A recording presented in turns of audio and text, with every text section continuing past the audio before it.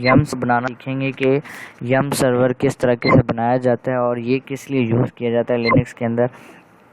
आपने अक्सर लिनक्स के अंदर या आपने अक्सर विंडोज़ के अंदर देखा होगा कि जो हमारे पास सॉफ्टवेयर्स होते हैं ना वो .exe की फॉर्म में होते हैं, मतलब एग्जीक्यूटेबल फॉर्म में। बट लिनक्स में जो सॉफ्टवेयर्स यूज़ होते हैं ना उनकी एक्सटेंशन होती है .rpm, ठीक है, rpm के नाम से होती है। और लिनक्स में सॉफ्टवेयर्स को पैकेजेस कहा जाता है। माइक्रोसॉफ्ट का तो ये है ना कि आप उसमें जो भी सॉफ्टवेयर परचेज़ करते हैं सीडी परचेज़ करनी पड़ती है आपको। बट जो लिनक्स है इसके अंदर जो आप आईएसओ परचेज़ करते हैं, जो आपका सीडी होती है जिससे आप आईएसओ बूट कराते हैं वर्चुअल बॉक्स के अंदर, उसके अंदर ही सारे पैकेजेस होते हैं। कॉपी करके बस आपको पेस्ट करने होते हैं और इंस्टॉल करने होते हैं, ठीक है। और इसके 4000 समथिंग पैकेजेस होते हैं। मैं अभी आपको दिखाऊंगा कि इसके कितने पैकेजेस होते हैं। तो इस और यम सर्वर को बनाने का ये फ़ायदा है कि आप अपने एक लैपटॉप को सर्वर बना के एक लैपटॉप के साथ दूसरा लैपटॉप कनेक्ट करवा के विद नेटवर्क आप एक जगह से दूसरी जगह अपने सॉफ्टवेयर्स वगैरह को ट्रांसफ़र कर सकते हैं। जब तक ये सारे सॉफ्टवेयर्स आपके लैपटॉप के अंदर कॉपी पेस्ट नहीं होंगे, इंस्टॉल्ड नहीं होंगे, आप अपने लैपटॉप के ऊपर कोई काम अपने रेड हैट के सर्वर पे कोई काम नहीं कर सकते। तो आइए हम देखते हैं हम अपना यम सर्वर किस तरीके से कॉन्फ़िगर करते हैं। यम सर्वर आपका बना हुआ होगा तो आप DHCP वेब सर्वर और DNS और जितने मर्ज़ी सर्वर्स हैं, जितने मर्ज़ी सॉफ्टवेयर्स हैं वो आप सब कुछ चला सकते हैं। पर शर्त ये है कि आपके लैपटॉप के अंदर यम सर्वर इंस्टॉल होना चाहिए। आइए हम यम सर्वर इंस्टॉल करना देखते हैं। सबसे पहले आपने लिनक्स को ओपन करना है। मैंने हालांकि आपको ट्यूटोरियल्स में बताया था कि लिनक्स को किस तरीके से ओपन किया जाता है रूट से, और इसका पासवर्ड कैसे दिया जाता है सबको। आपने वर्चुअल बॉक्स की मशीन में आना है। मशीन के बाद सेटिंग्स पे क्लिक करना है, स्टोरेज पे, और यहाँ इम्पटी जो इम्पटी है इसको आपने लाइव CD DVD करके यहाँ पे से अपना जो ISO है उसको बूट कराना है, ठीक है। हम इसको बूट कराएंगे। ये देखें RHEL सर्वर की DVD लाइक ISO हम लोगों ने इसके अंदर डाल दिया है। हम इसको ओके करेंगे। ये हमारी सेटिंग को सेव करे और ये अब हमारे सर्वर को अब हमारे ISO को लोड करेगा और ये अब हमारे पास ISO आ चुका है, ठीक है। अब इस ISO को हम ओपन करेंगे।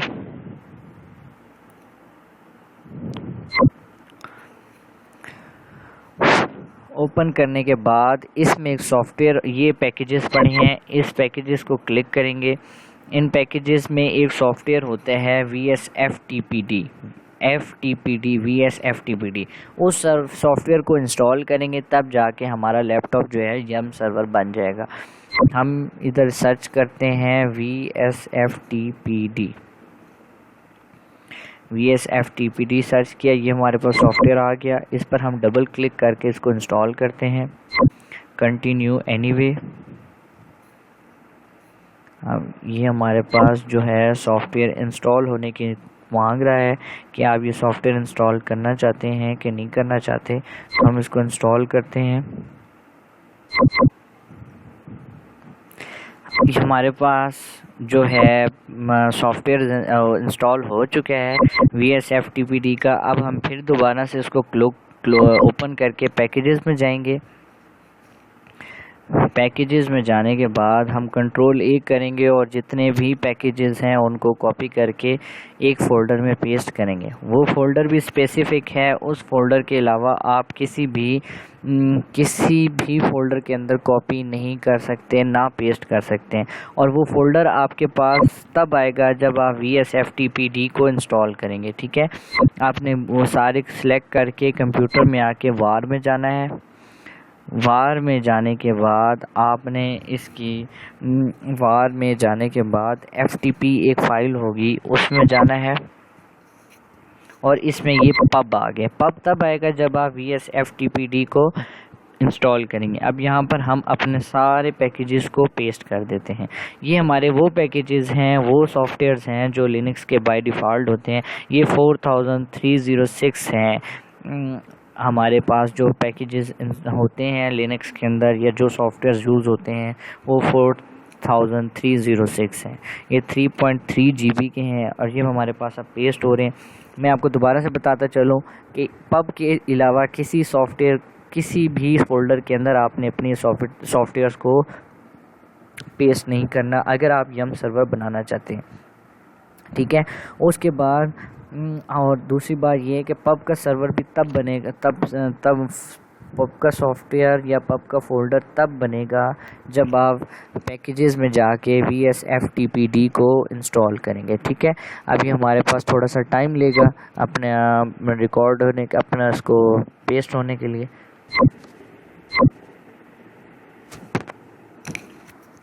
क्लास हमारे पास जो पैकेजेस थे वो इंस्टॉल हो चुके हैं, कॉपी हो चुके हैं। अब हमने अपना यम सर्वर बनाना है। उसको बनाने के लिए हम एप्लीकेशंस के बाद टर्मिनल में जाके जो कमांड्स रन करेंगे वो मैं आपको बताता हूँ। ये तो हमारे पास थी पैकेजेस को कॉपी करने का तरीका। ठीक है, कि ISO कैसे बूट कराना है, ISO की DVD से कैसे VSFTPD कैसे इंस्टॉल करके पैकेजेस कैसे पेस्ट करने हैं। ठीक है। अब हम अपना यम सर्वर बनाने के लिए कमांड्स चलाएंगे, क्रिएट रेपो REPO -v/var/ftp/pub। ठीक है। क्रिएट रेपो का मतलब ये है कि हम यम सर्वर बनाने जा रहे हैं। ठीक है। और /var जो हमारा है वो फोल्डर है, फोल्डर के अंदर FTP है, FT फोल्डर के अंदर जो पब है ना, हम उसके अंदर रेपो का जो सॉफ्टवेयर है उसको इंस्टॉल करने जा रहे हैं, उसको क्रिएट करने जा रहे हैं। फोल्डर पब था जिसके अंदर अपने फोल्डर, इसलिए मैं आपको कह रहा था कि जितने भी पैकेजेस हैं पब के अलावा किसी फोल्डर में कॉपी या पेस्ट मत कीजिएगा। इसको इंटर करेंगे। ठीक है। उसके बाद ये हमारे पास सारे सॉफ्टवेयर्स आ जाएंगे जो कि इंस्टॉल्ड होंगे। ये हमारे पास सारे पैकेजेस हैं, ये अब उनको रीड करेगा और उनमें से रेपो नाम का जो सॉफ्टवेयर है उसको सर्च करेगा। ये हमारे पास अब Z तक सॉफ्टवेयर जाएंगे। तो ये अभी इसके स्टार्ट हो चुका है A से। तो आइए हम देखते हैं कि आगे इसमें क्या होता है। क्लास ये हमारे पास सॉफ्टवेयर जो हैं हो रहे हैं। अब आप देख रहे होंगे कि ये .rpm के नाम से हर सॉफ्टवेयर जो है वो एग्जीक्यूटेबल फॉर्म में आ रहा है। अगर कोई आपसे पूछता है कि ये सॉफ्टवेयर के अंदर .rpm क्या है, तो आप उन्हें बता दीजिएगा कि .rpm जो है लिनक्स के पैकेजेस की एक्सटेंशन है जो एग्जीक्यूटेबल फॉर्म में सॉफ्टवेयर्स विंडोज़ में होते हैं, वे लिनक्स में .rpm के फॉर्म से होते हैं। ठीक है। ये हमारे पास सारे सॉफ्टवेयर्स रीड हो चुके हैं जो हमने ऊपर क्रिएट रेपो की फ़ाइल चलाई थी, जो कमांड्स चलाई थी।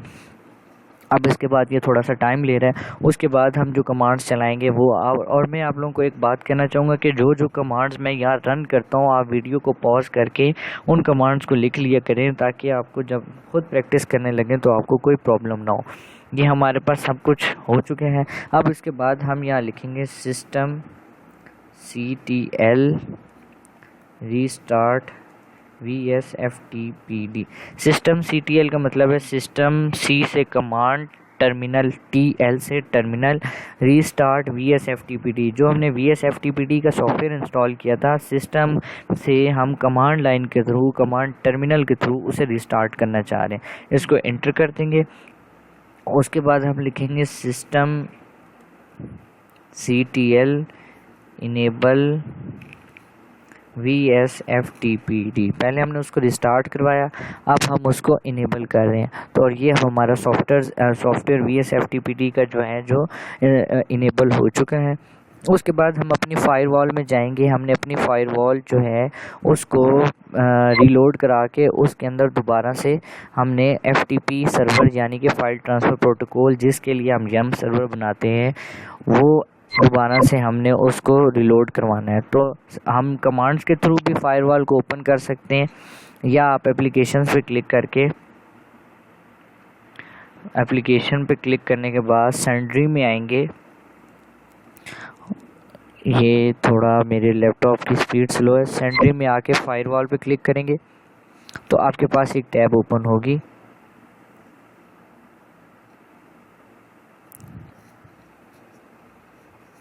उस टैब में आपने जो है सर्विसेज में आके यहाँ पर आपने FTP जो फाइल होगी, FTP सर्विस होगी, उसको इनेबल करवाना है। ये हम इस पर क्लिक करके इसको हम परमानेंट कर देंगे। ठीक है। ये परमानेंट हो गया। अब हमारे पास जो है FTP जो है वो फाइल ट्रांसफ़र प्रोटोकॉल जो है वो अवेलेबल है, वो एक्टिव हो चुका है। ठीक है। उसके बाद हम यहाँ पर आकर सेटन फोर्स की कमांड चलाएंगे, सेटन फोर्स 0, क्योंकि पीसी के अंदर और लैपटॉप के अंदर ओएस के अंदर अगर आप सीएस या आईटी के स्टूडेंट हैं, आपको पता होगा ऑपरेटिंग सिस्टम के अंदर बैक साइड पे बहुत सारी फाइल्स चल रही होती हैं, बहुत सारे टास्क परफॉर्म हो रहे होते हैं। तो उनको हम लोग ऑफ करने के लिए सेटन फोर्स 0 की कमांड चलाएंगे, सेटन फोर्स 0, SETENFORCE 0, सेटन फोर्स 0। ये हमारे पास हो चुकी है। अब ये हमारे पास सर्वर बन चुका है। अब हमने इसकी क्लाइंट सेटिंग करनी है। अब वो हम पे डिपेंड करता है कि हम अपने यम को सर्वर बनाना चाह रहे हैं और इसके साथ बहुत सारे कंप्यूटर्स को अटैच करना चाह रहे हैं, या हम उसको क्लाइंट बनाना चाह रहे हैं और किसी और यम सर्वर के साथ अटैच कराना चाहते हैं। तो इसके लिए मैं आपको बताता हूँ, CD स्पेस etc स्पेस यम, जो हमने सर्वर बनाया यम डॉट रेपोज डॉट डी। ठीक है, अब हम ये CD से चेन डायरेक्टरी etc के अंदर yum dot repos dot D का एक फ़ोल्डर होता है, हम उसके अंदर आ चुके हैं। ठीक है, हम इसके अंदर एक फ़ोल्डर बनवाएंगे जिसको हम उस्मान डॉट रेपो के नाम से सेव करेंगे। टच कमांड के थ्रू हम कोई भी सॉफ्टवेयर जो है, कोई भी सॉफ्टवेयर कह रहा हूँ, कोई भी फ़ोल्डर जो है क्रिएट कर सकते हैं। टच लिख के आगे फ़ोल्डर का नाम और जिस डायरेक्टरी के अंदर सेव करने हैं उसकी एक्सटेंशन। टच से मैंने फ़ोल्डर बनाया उस्मान के नाम से, और डॉट रेपो इसलिए मैंने लिखा है क्योंकि हम रेपोज डॉट डी की फ़ाइल के अंदर है। इंटर करेंगे, ये अब हमने बना लिया। अब हम इसको एडिट करेंगे, gedit उस्मान डॉट रेपो। अब हम उस्मान का जो फ़ोल्डर बनाया उसके अंदर एडिटिंग करेंगे। तो ये हमारे पास एक टैब सी ओपन होगी। हम उस टैब के अंदर मैं आपको दिखाता हूँ कि कैसे कॉन्फ़िगरेशन करनी है। ये थोड़ा सा टाइम लेगा इस पर। ये मेरे पास ओपन हो गई। यहाँ पर हमने लिखना है RHEL7। ठीक है, उसके बाद हम यहाँ पे नेम लिखेंगे, name is equal to Red Hat Enterprise Linux 7 x64 repo. ठीक है, x64 इसलिए क्यों हमारे पास 64 बिट है हमारा जो। अब बेस URL के अंदर मैंने आपको पहले बताया था कि अगर आप इसमें FTP लिखेंगे :/ इसके अंदर अब IP लिखेंगे। अब इसके अंदर IP अगर आप अपने लैपटॉप अपना सर्वर बना रहे हैं तो आप अपने लैपटॉप का IP लिखेंगे। अगर किसी और लैपटॉप के साथ कनेक्ट होना चाहते हैं तो उसका IP एड्रेस यहाँ पर लिखेंगे। तो मैं अपने ही लैपटॉप को सर्वर बनाना चाह रहा हूँ तो मैं अपने ही लैपटॉप का IP लिखूँगा। लैपटॉप के IP को चेक करने के लिए मैं आपको बताता हूँ कि क्या करना चाहिए। हम यहाँ से जाकर एक और टर्मिनल ओपन करेंगे।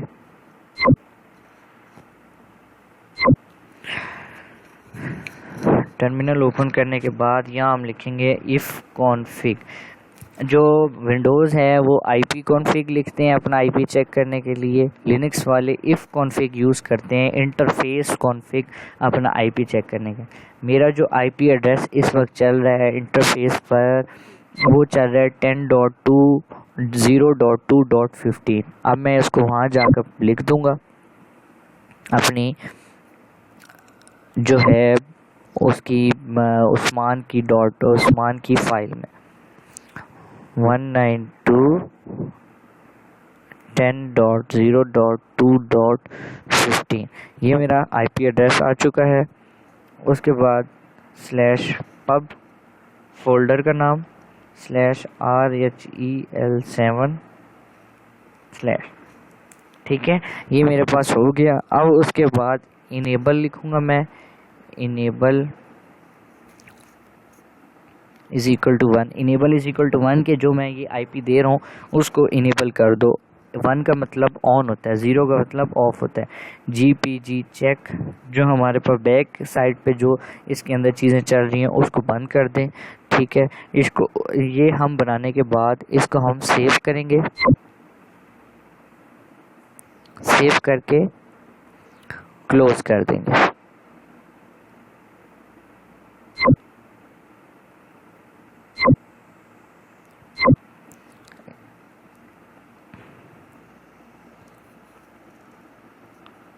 ये हमारे पास फाइल सेव हो रही है।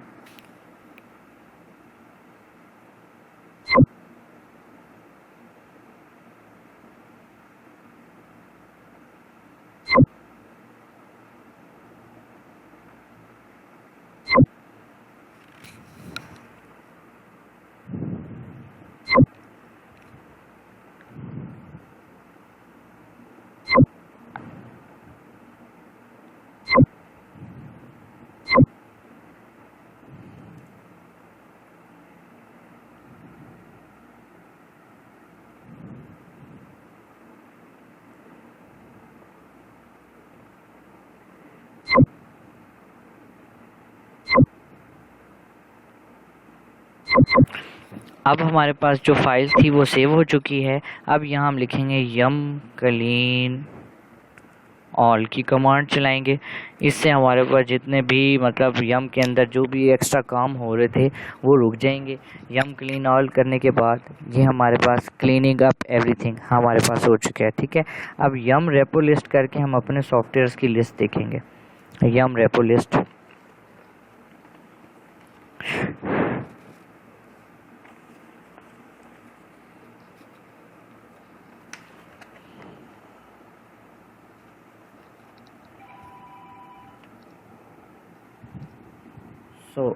ये हमारे पास हो चुका है। अब इसके अंदर हमने क्या करना है, क्लास तो हमने यम रेपो लिस्ट किया तो हमारे पास अब वो स्टेटस शो कर रहा है कि हमारे पास 4305 सॉफ्टवेयर्स अवेलेबल हैं। ठीक है, अब हमने अगर कोई सॉफ्टवेयर इंस्टॉल करना है या रिमूव करना है तो उसके लिए हम लिखेंगे यम, आगे सॉफ्टवेयर का नाम यम इंस्टॉल और आगे सॉफ्टवेयर का नाम लिखेंगे। ठीक है, इंस्टॉल, इसके अंदर एक सॉफ्टवेयर होता है जिप लिप के नाम से।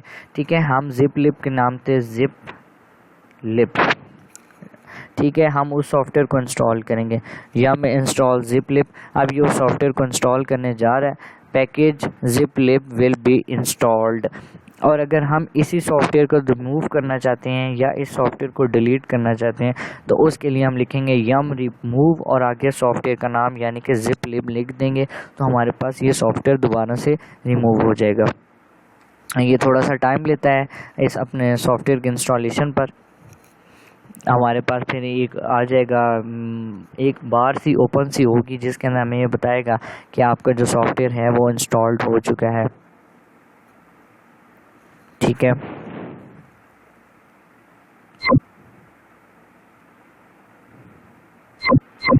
ये हमारे पास सॉफ्टवेयर इंस्टॉल हो चुके हैं।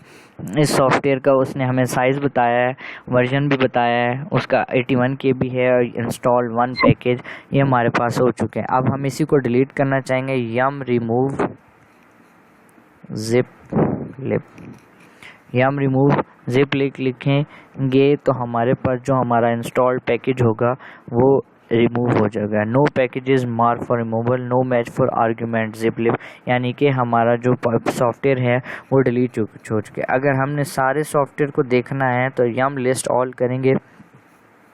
हमारे पास सारे जितने भी सॉफ्टवेयर हैं वो प्लगइन्स जितनी भी हैं वो हमारे पास शो हो जाएंगे। ये हमारे पास अवेलेबल प्लगइन है और जो मैंने अभी सॉफ्टवेयर इंस्टॉल किया था वो ये किया था जिप लिप वाला। ठीक है, थैंक यू फॉर वाचिंग। मैं उम्मीद करता हूँ कि आपको आज के लेक्चर में मज़ा आएगा और आप इसकी प्रैक्टिस भी करेंगे क्योंकि ये थोड़ा सा मुश्किल टॉपिक था यम सर्वर को क्रिएट करना। और ये इस सर्वर को क्रिएट करने के बाद आगे जो हमारे पास टास्क होंगे वो आसानी से परफॉर्म हो जाएंगे, बशर्त ये कि आपके पास यम सर्वर इंस्टॉल होना चाहिए। Thank you for watching. अल्लाह हाफिज़।